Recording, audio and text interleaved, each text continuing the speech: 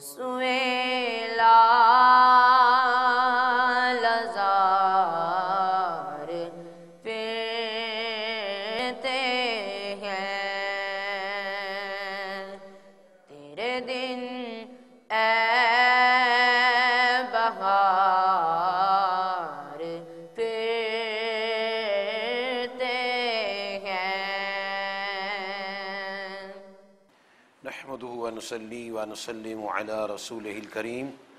اما بعد فاعوذ بالله من الشيطان الرجيم بسم الله الرحمن الرحيم واتبع سبيل من اناب الي صدق الله العظيم وصدق رسوله النبي الكريم الامين ونحن على ذلك لمن الشاهدين والشاكرين والحمد لله رب العالمين۔ وقال الله تبارك وتعالى في شان حبيبه صلى الله عليه وعلى آله وصحبه وسلم إن الله وملائكته يصلون على النبي يا أيها الذين آمنوا صلوا عليه وسلموا تسليما اللهم صل على سيدنا ومولانا محمد وعلى آل سيدنا ومولانا محمد وصحبه سيدنا ومولانا محمد وبارک وسلم۔ الصلاة والسلام علیکہ یا سیدی یا رسول اللہ وعلی آلک وصحابک یا سیدی یا حبیب اللہ۔ الصلاة والسلام علیکہ یا سیدی یا نبی اللہ وعلی آلک وصحابک یا سیدی یا نور اللہ۔ السلام علیکم ورحمۃ اللہ وبرکاتہ۔ تمام تعریفیں، تمام حمدیں اور تمام حقیقی ثنائیں اللہ تبارک و تعالیٰ کی ذات پاک کے لیے ہیں، جس ذات پاک کا کوئی شریک نہیں، نہ اس کی ذات میں نہ اس کی حقیقی صفات میں۔ اللہ تبارک و تعالیٰ ازلی، ابدی، سرمدی، واجب الوجود اور وحدہ لا شریک ہے۔ اسی لیے ہم سب نے کلمہ پڑھا ہے لا الہ الا اللہ محمد الرسول اللہ صلی اللہ علیہ وآلہ وصحبہ وبارک وسلم۔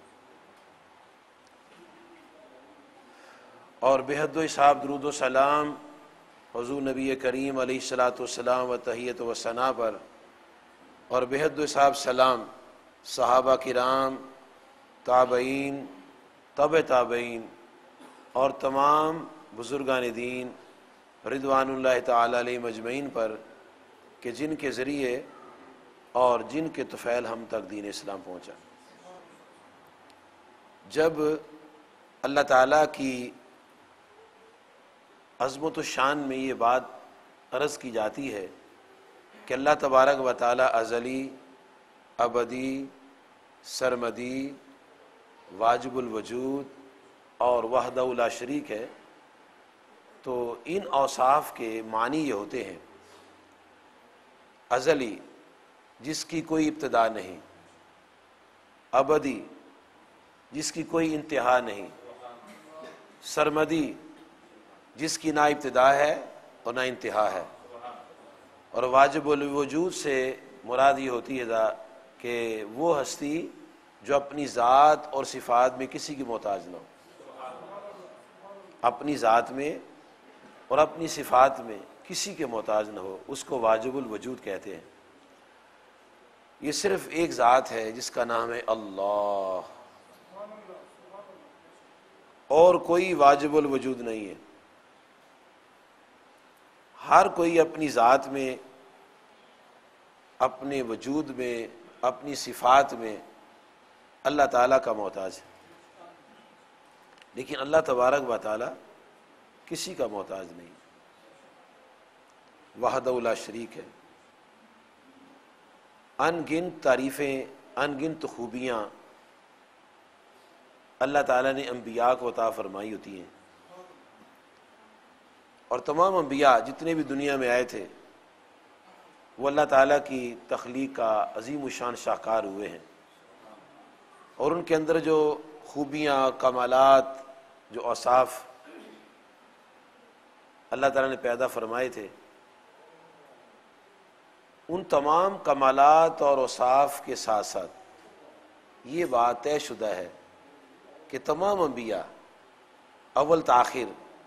آدم علیہ السلام سے لے کر ہمارے نبی کریم صلی اللہ علیہ وسلم تک تمام اپنی ذاتوں میں اور اپنی صفات میں سب اللہ کے محتاج، اللہ تعالیٰ کسی کا محتاج نہیں۔ یہ بنیادی اعتقادی بات ہے، جس کا یہ عقیدہ ہے اس کو مشرک کہنا بہت بڑی گالی ہے۔ جو اللہ تعالیٰ کو ایک مانتا ہے، وحدہ لا شریک مانتا ہے، واجب الوجود مانتا ہے، اور اللہ تعالیٰ کے سوا کسی کو ایسا نہیں مانتا، اسے مشرک یا کافر کہنا بہت بڑا ظلم، بہت بڑی گالی ہے۔ اللہ تعالیٰ جل مجد الکریم کے بعد انبیاء علیہ الصلوۃ والسلام کو ماننا اور نبی آخر الزمان علیہ الصلوۃ والسلام کو خاتم النبیین ماننا، تمام صفات کے ساتھ، اوصاف اور کمالات کے ساتھ، یہ بنیادی اعتقادیات میں ہے۔ جب بنیادی عقیدہ صحیح ہوگا، اعتقادیات درست ہوں گی، پھر عمل کا فائدہ ہے۔ اگر عقیدہ صحیح نہیں ہے تو کسی عمل کا کوئی فائدہ نہیں۔ اعتقاد اعمال سے پہلے ہے، ایمان اعمال سے پہلے ہے، پہلے ایمان پھر اعمال۔ بغیر ایمان کے عمل کی کوئی حیثیت نہیں اللہ کی جناب میں۔ ہر وہ عمل جو ایمان کی بنیاد پر کیا جائے، چاہے کتے کو پانی پلایا جائے، وہ بھی اللہ کی بارگاہ میں قبول ہے۔ اور اگر ایمان ہی نہیں ہے، عقیدہ ہی کچھ نہیں ہے، تو پھر کوئی بڑے سے بڑا عمل بھی جو ہے نا، اس کو کوئی فائدہ نہیں ہے اس کو جو کام کرتا ہے۔ تو عقیدہ پہلے ہے، پہلے ایمان ہے، اعتقادیات کی درستگی کے بعد پھر اعمال کی صحت جو ہے یہ انسان کو ترقی دیتی۔ تو یہ جو کتاب قرآن پاک ہے یہ بنیادی اعتقادیات کا مجموعہ ہے۔ جو بات قرآن پاک سے ملے اس کا اپنا کمال ہے، اور اس کی روشنی میں پھر احادیث سے ہم بات لیتے ہیں۔ یہ جو کلمات، تو یہ بات آپ نے سماعت فرمائے ہیں، وَاتَّبِعْ سَبِيلَ مَنْ أَنَابَ إِلَيَّ، اس کا ترجمہ یہ ہے، اور اس کی راہ چلو جو میری طرف رجوع لایا ہے۔ یہ کلام اللہ تعالیٰ کی طرف سے ہے اور خطاب مخلوق کو ہے۔ بندوں سے کہا جا رہا ہے کہ اس کے پیچھے چلو، اللہ تعالیٰ فرماتا ہے اس کے پیچھے چلو جو میری طرف جھکا ہوا ہے۔ یہ اس بات کو آپ نے ذہن میں رکھنا ہے، اس کی روشنی میں نے کچھ بات آپ سے کرنی ہے کہ اللہ تعالیٰ فرماتا ہے اس کے پیچھے لگو جو میری طرف جھکا ہوا ہے۔ قرآن مجید فرقان حمید میں اللہ تبارک و تعالیٰ نے سورۃ المائدہ میں آیت نمبر 104 میں ارشاد فرمایا ہے، وَإِذَا قِيلَ لَهُمْ تَعَالَوْا إِلَى مَا أَنزَلَ اللَّهُ وَإِلَى الرَّسُولِ، جب انہیں کہا جائے کہ آؤ اس کی طرف جو اللہ تعالیٰ نے اتارا ہے، اور رسول اللہ صلی اللہ علیہ وسلم کی طرف آؤ، تو آگے سے یہ کہتے ہیں قالوا حسبنا ما وجدنا علیہ آبانا، تو کہتے ہیں کہ ہمیں بس یہی کافی ہے،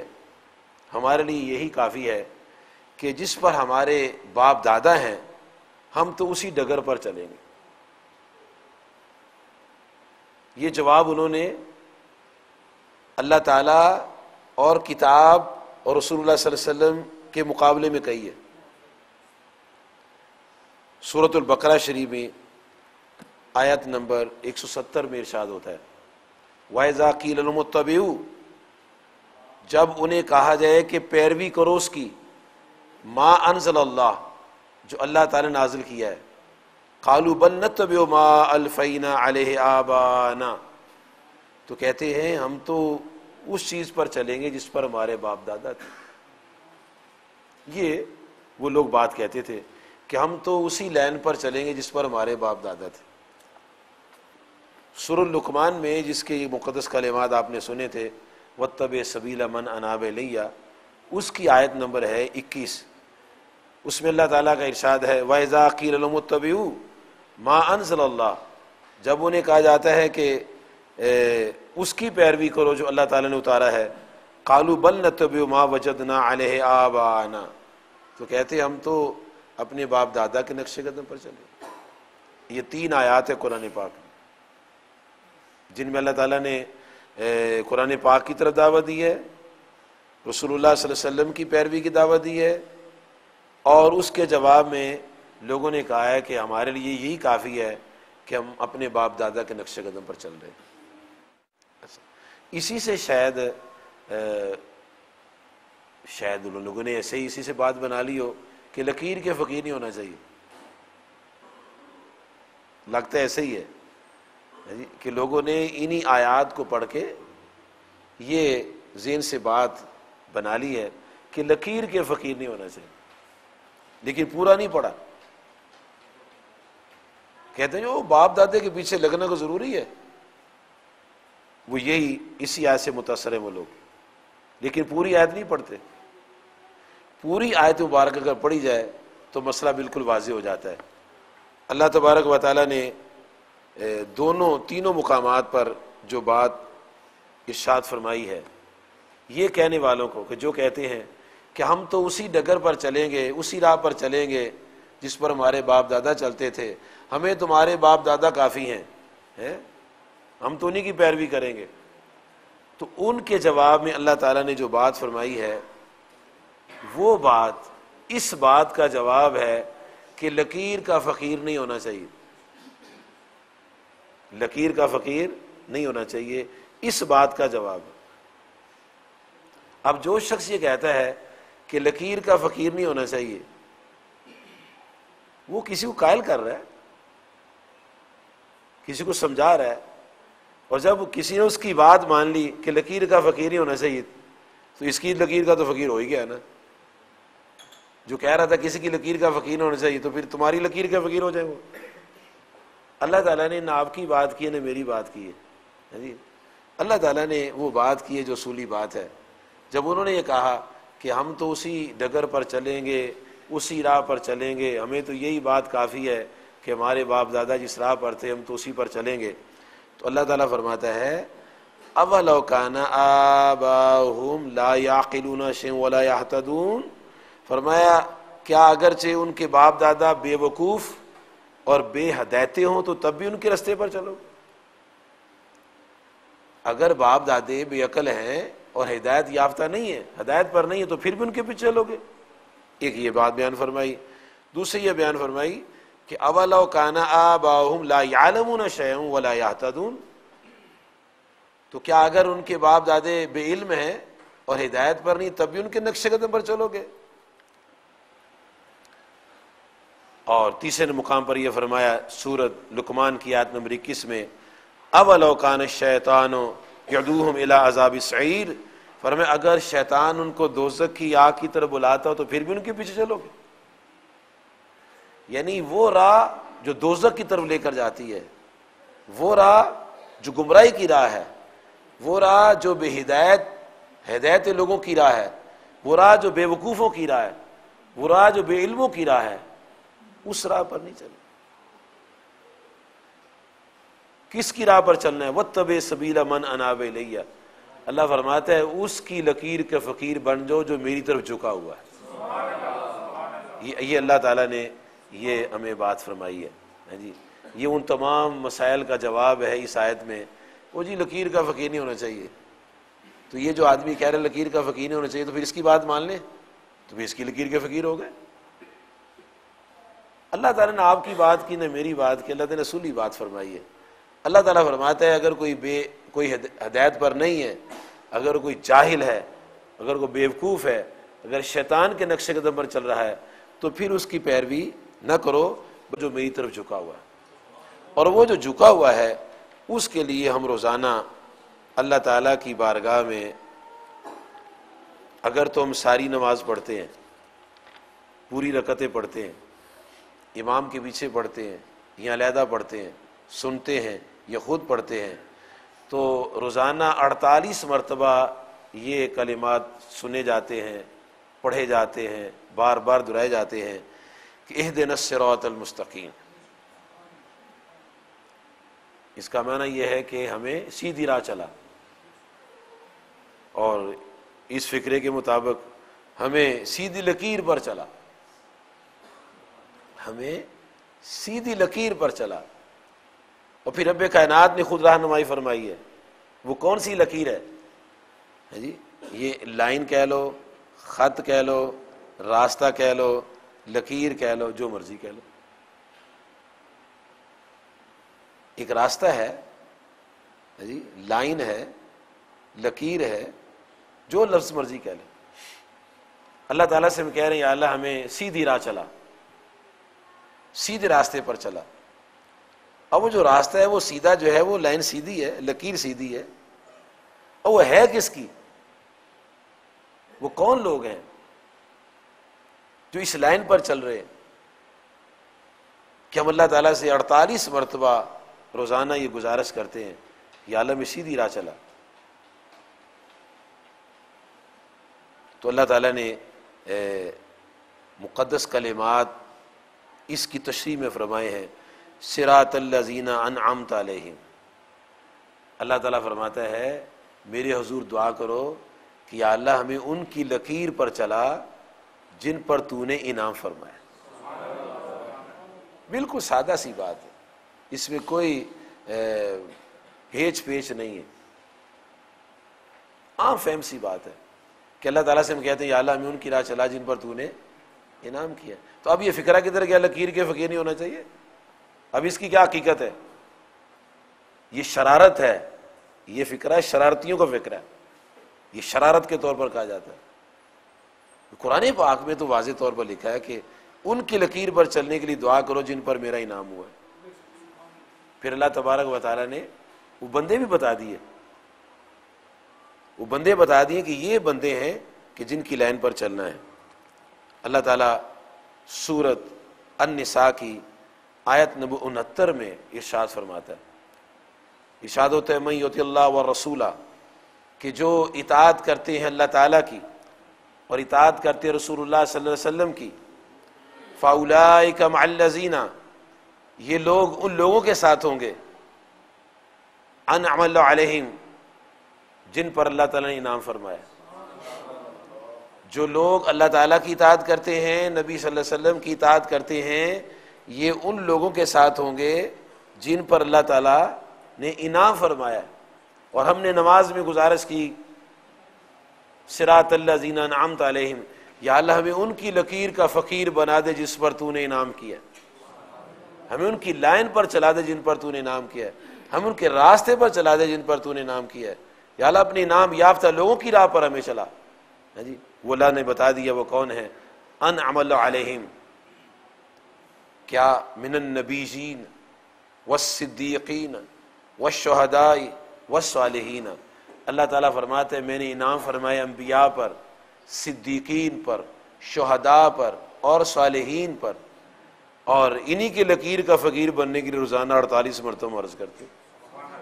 اس لیے یہ فکرہ غلط ہے کہ لکیر کا فقیر نہیں ہونا چاہیے،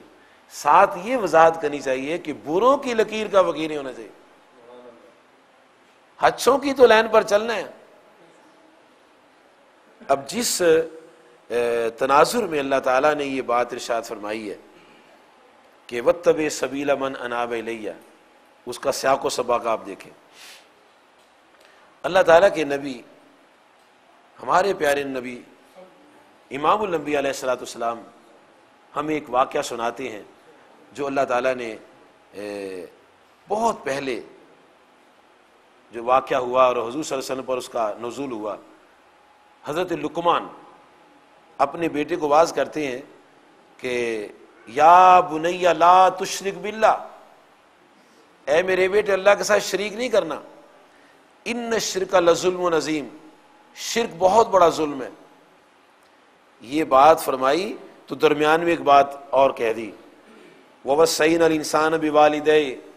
اور ہم نے انسان کو اس کے ماں باپ کے بارے میں تاکید فرمائی ہے، حملت امہ وہنن علی وہن، کہ اس کی ماں نے اسے پیٹ میں رکھا ہے اور کمزوری پر کمزوری جھیلتی رہی، وفصالہ فی عامین، اور 2 سال تک دودھ پلاتی رہی، اور اس انسان سے فرمایا انشکر لی ولی والدیک، اے انسان میرا شکریہ ادا کر اور اپنے والدین کا شکریہ ادا کر، الی المصیر، تم نے لوٹ کر میری طرف آنا ہے۔ یہ اللہ تعالیٰ نے ماں باپ کی عظمت و شان اور ان کی اہمیت کو کس انداز میں بیان کیا ہے کہ تیری ماں نے پیٹ میں رکھا ہے، تکلیفوں پر تکلیفیں جھیلتی آئی ہے، تجھے دودھ پلاتی رہی ہے، اس لیے تمہیں کرنا کیا ہے کہ انشکر لی ولی والدیک، بھی دودھ تو ماں نے پلایا، جنم تو ماں نے دیا ہے جی، بوجھ تو ماں نے اٹھایا ہے، لیکن شکریہ اللہ تعالیٰ کہتا ہے دونوں کا ادا کرو، انشکر لی ولی والدیک، میرا بھی اور والدین کا بھی، ساتھ باپ کو بیان کر دیا ہے، اس لیے کہ باپ سبب ہے، باپ بچے کی ولادت کا سبب ہے، ماں اور باپ دونوں سبب ہیں، باپ کے بغیر بچہ نہیں ہوتا۔ وہ ایک قدرت کا اظہار ہوا کہ جب آدم علیہ السلام کو بغیر ماں باپ کے تخلیق کر دیا اور حضرت عیسیٰ روح اللہ علیہ السلام کو بغیر باپ کے پیدا فرما دیا، یہ قدرت کا اظہار، قانون یہی ہے، قانون یہ ہے، انا خلقنا الانسان من نطفۃ امشاج، اللہ تعالیٰ نے انسان کو ملے جلے پانی سے تخلیق فرمایا، اور ایک مقام پر اللہ تبارک و تعالیٰ ارشاد فرماتا ہے، تمام انسانیت کو خطاب کیا اللہ تبارک و تعالیٰ، یا ایھا الناس، اے لوگو، انا خلقناکم من ذکر و انثی، اے انسانوں ہم نے تمہیں مذکر اور مؤنث سے پیدا کیا، مرد عورت دونوں کے لیے، دونوں کا ذکر ہے۔ جب بیان کیا کہ تمہاری ماں نے تمہیں پیٹ میں رکھا ہے، تمہیں دودھ 2 سال پلاتی رہی ہے یعنی، تو آگے فرمایا انشکر لی ولی والدیک، میرا بھی شکریہ ادا کر اور ماں باپ دونوں کا شکریہ ادا کر، صرف ماں کا نہیں۔ اس کی شان بیان کی ہے کہ اس نے یہ تکلیف اٹھائی ہیں، لیکن شکریہ میں دونوں کا ذکر ہے۔ اچھا، اب یہ دونوں ماں باپ جو ہیں جب ان کا ذکر کیا تو شکریہ کے بعد وہ کون ہے؟ مسلمان ہے، غیر مسلم ہے، کافر ہے، مشرک ہے، یہ چیپٹر نہیں اس وہاں بیان کیا، وہاں یہ بیان کیا انشکر لی ولی والدیک، میرا شکریہ ادا کرو اور اپنے والدین کا شکریہ ادا کرو، یہ رب کائنات ارشاد فرما رہا ہے۔ آگے فرمایا وَإِن جَاهَدَاكَ عَلَىٰ أَن تُشْرِكَ بِي مَا لَيْسَ لَكَ بِهِ عِلْمٍ، فرمایا اگر وہ دونوں تجھ سے کوشش کریں کہ میرے ساتھ شریک کرو، فَلَا تُطِيعْهُمَا، پھر اطاعت نہیں کرنی، یعنی شرک میں اطاعت نہیں کرنی، والدین کی شرک میں، کفر میں اطاعت نہیں کرنی، کیونکہ یہ اللہ تعالیٰ کا حق ہے، اس میں ان کا مقام نہیں دیکھا جائے گا، اللہ تعالیٰ کی شان دیکھی جائے گی۔ اور وَصَاحِبُهُمَا فِي الدُّنْيَا مَعْرُوفًا، اس کے باوجود کہ اگر وہ شرک کی دعوت دیتے ہیں، فرمایا ان کی بات نہیں مان، لیکن دنیا میں اس کے باوجود بھی دنیا میں اچھی طرح ان کا ساتھ دو۔ اب جب وہ شرک کی دعوت دیتے ہیں، اللہ تعالیٰ نرمی فرما رہا ہے، رحمت فرما رہا ہے کہ ان کے ساتھ دنیا میں اچھی طرح ساتھ دو، تو جب دیکھا کہ ماں باپ تو شرک کی دعوت دیتے ہیں، کفر کی دعوت دیتے ہیں، اب انسان جائے کدھر؟ تو اس موقع پر فرمایا وَاتَّبِعْ سَبِيلَ مَنْ أَنَابَ إِلَيَّ، فرمایا اس کی لکیر کے فقیر بن جاؤ جو میری طرف جھکا ہوا ہے۔ اس تناظر میں رب کائنات نے یہ بات فرمائی ہے۔ اس لیے اگر کوئی یہ کہے نا کہ لکیر کا فقیر نہیں ہونا چاہیے تو اس سے وضاحت ضرور لینی چاہیے کہ جناب کس کی لکیر کا فقیر نہیں ہونا چاہیے؟ اچھوں کی یا بروں کی؟ پھر اب وہ فیصلہ کرے گا کہ کسی کے بھی نہیں ہونا چاہیے، نہ اچھوں کی نہ بروں کی، تو پھر یہ قرآن پاک کا انکار ہو جائے گا۔